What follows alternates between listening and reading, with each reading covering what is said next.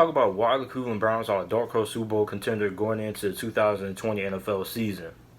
Now, I want to let you guys know that I'm not drunk, I'm not high. I'm recording this video perfectly sober. I legitimately believe that the Cleveland Browns are a dark horse Super Bowl team. And I feel like the reason why a lot of people are counting out the Browns, despite the fact that they have one of the more talented rosters in the NFL, is for the fact that they're the Cleveland Browns. This is a franchise that hasn't been good since the majority of my lifetime, since I've been alive. And when you look at this team and you compare their roster to the other 31 teams' rosters, I mean, the Cleveland Browns probably have better rosters than the majority of the NFL. It's probably about 2 or 3 teams that probably have a slightly better roster than the Cleveland Browns. I mean, this Cleveland Browns roster is absolutely stacked. Their only biggest question mark going on to this season is pretty much a linebacker position. Now, they got Mack Wilson there, but other than that, we don't really know how good the other linebackers are going to be, especially since the fact that they lost Joe Schubert, who signed with the Jacksonville Jaguars in free agency. Now, as we know, when it comes to the NFL, it doesn't matter how talented of a roster you have. The games aren't played on paper. It matters what you do on the field. Now, the question is, how good of a coach is Kevin Stefanski, right? If Kevin Stefanski is finally the coach that the Cleveland Browns have been searching for, with this roster, they can legitimately make it to the Super Bowl.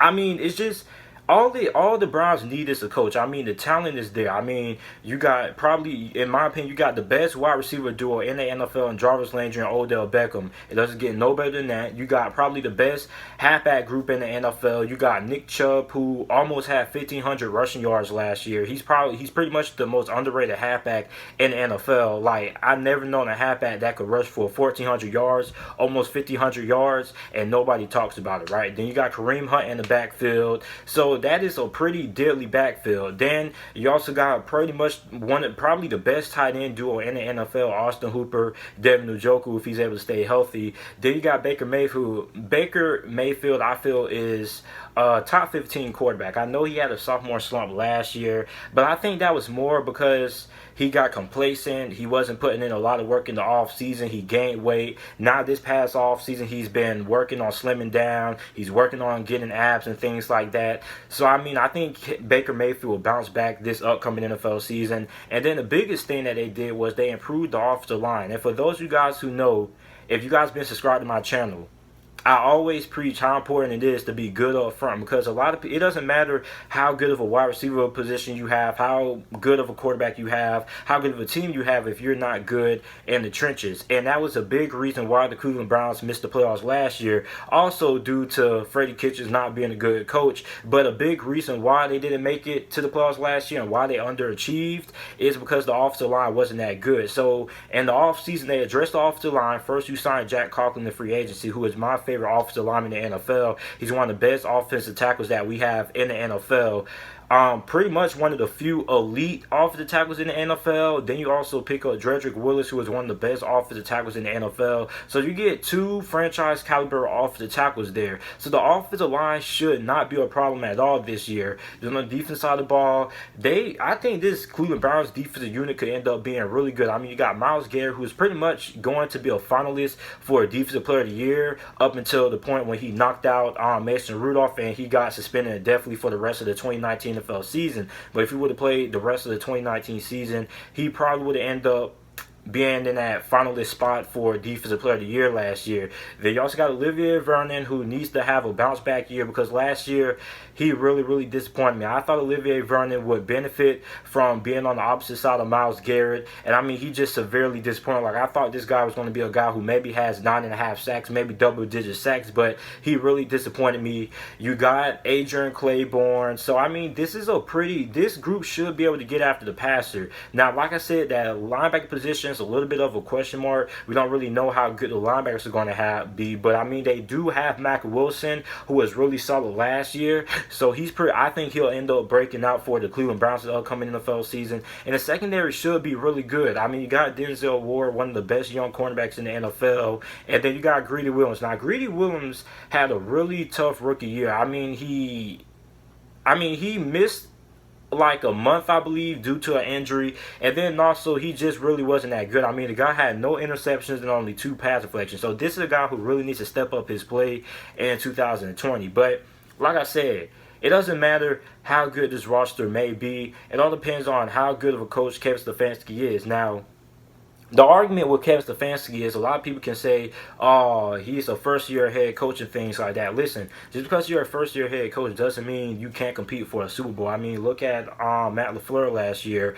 He went 13-3 with the Green Bay Packers. Now, pretty much going into last season for the Green Bay Packers, a lot of people were really doubting Matt LaFleur's ability to coach that team. Now, some people felt they would be like 10-6, 11-5, but nobody thought the Green Bay Packers would be that good last year. I mean, basically, we knew the Packers had a great defense, and they had Aaron Rodgers, and they had Devontae Adams, but other than that, who else do they have? So, I mean, you're looking at Kevin Stefanski, who is taking over a better team than what most first-year head coaches get an opportunity to take over. So, I mean, listen, Kevin Stefanski is a really good offensive-minded coach. I think he's going to be able to get the best out of Baker Mayfield. We're probably going to see a lot of 2 tight end sets. We're probably going to see Austin Hooper and David Njoku both on the field. Then you're also going to have Jarvis Landry and Odell Beckham on the outside as well. And, I mean, Jarvis Landry played hurt last year, I believe. So, I mean, we didn't really get to see Jarvis Landry at 100% last season. Now, if the Browns stay healthy, this is a team that, with the right coaching, should have no problem making it to the playoffs, right? And if they make it to the playoffs, and the wild card at least, this is the last team you want to face in the wild card, especially if you're a Chiefs or a Ravens fan. Because, look, the last team you want to face is a team that has talent, right? Because a team with talent and good coaching could beat almost any team in the NFL, right? And that's what the Cleveland Browns have. I mean, they have one of the best rosters in the NFL. I would probably go on a limb and say they have a top 3 roster in the NFL, and they probably have the second best roster in the AFC behind the Baltimore Ravens. So, I mean, when you go position by position, not a lot of teams are as talented as the Cleveland Browns. So, I mean, if Kevin Stefanski ends up being the head coach that we know that he should be, then this Cleveland Browns team should have no problem contending for a Super Bowl. Now, another factor going into this is Baker Mayfield. Now, Baker Mayfield did have a sophomore slump, but I think it was more because he got complacent, like I said a little bit earlier.